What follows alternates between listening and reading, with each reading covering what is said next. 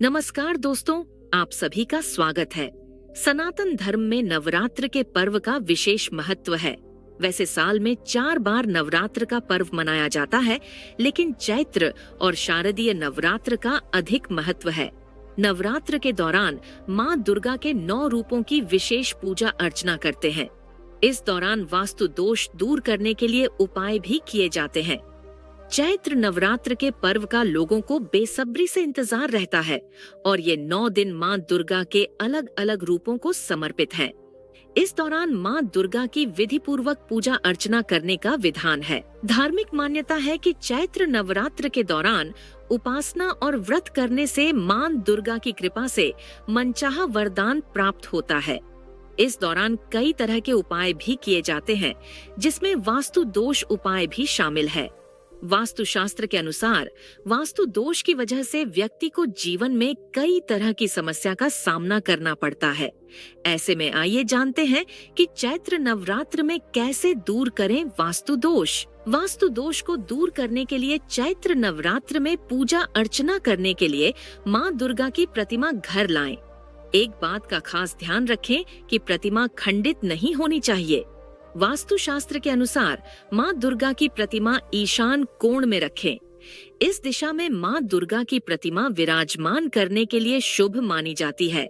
माना जाता है कि इस उपाय को करने से वास्तु दोष से छुटकारा मिलता है और नकारात्मक ऊर्जा खत्म होती है।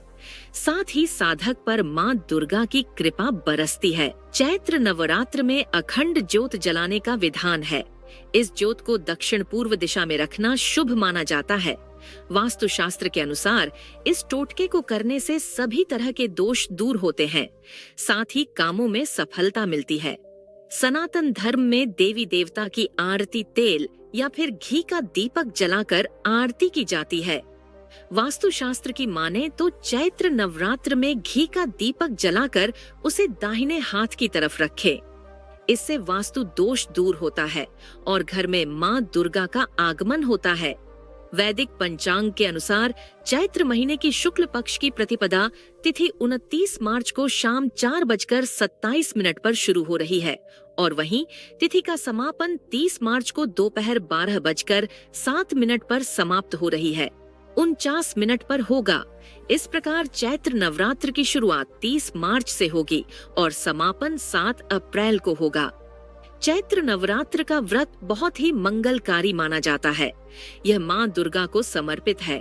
कहा जाता है कि इस अवधि में माता रानी के 9 स्वरूपों की पूजा करने से सौभाग्य में भी वृद्धि होती है। कहते हैं कि जो लोग इस व्रत के सभी नियमों का पालन करते हैं, उन्हें माँ दुर्गा की विशेष कृपा प्राप्त होती है। नवरात्र का पर्व पूरे देश में बेहद खुशी और भव्यता के साथ मनाया जाता है। ऐसे में जो लोग इस व्रत का पालन करने वाले हैं, उन्हें इससे जुड़े कुछ नियम जान लेना चाहिए ताकि व्रत में किसी भी प्रकार की गलती न हो। आइए अब जानते हैं। जो साधक नवरात्र के दौरान उपवास रख रहे हैं, उन्हें जल्दी उठना चाहिए। व्रत के दौरान तामसिक चीजें जैसे शराब, तंबाकू और मांसाहारी भोजन के सेवन से बचना चाहिए। इन पूरे 9 दिनों तक साधक को नाखून काटने, बाल कटवाने या दाढ़ी काटने से बचना चाहिए। व्रती कुत्तू, सिंघाड़े का आटा, दूध, साबूदाना, आलू और रथु फलों का सेवन कर सकते हैं। व्रती को सरसों का तेल और तिल का सेवन नहीं करना चाहिए। हालांकि मूंगफली का तेल और घी का उपयोग किया जा सकता है। नवरात्र के उपवास में रोजाना उपयोग वाले नमक का सेवन नहीं करना चाहिए, लेकिन सेंधा नमक का उपयोग किया जा सकता है।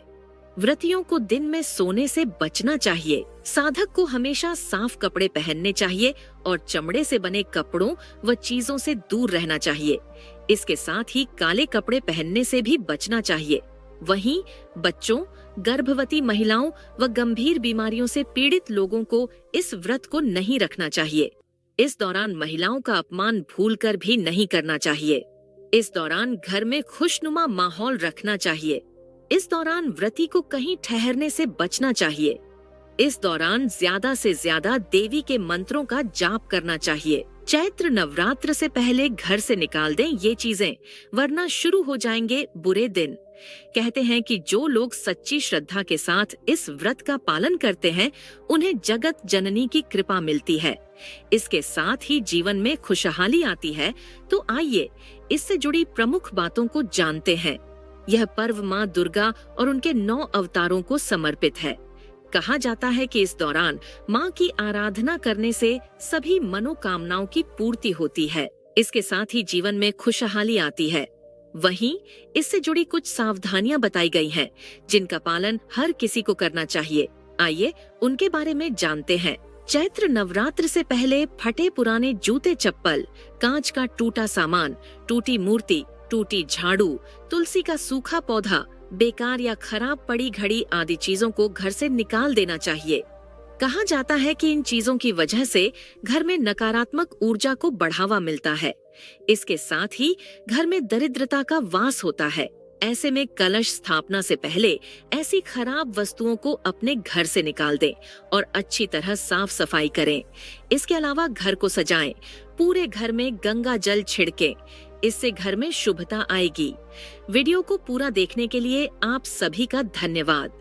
कमेंट में जय माता दी लिखना बिल्कुल भी मत भूलना।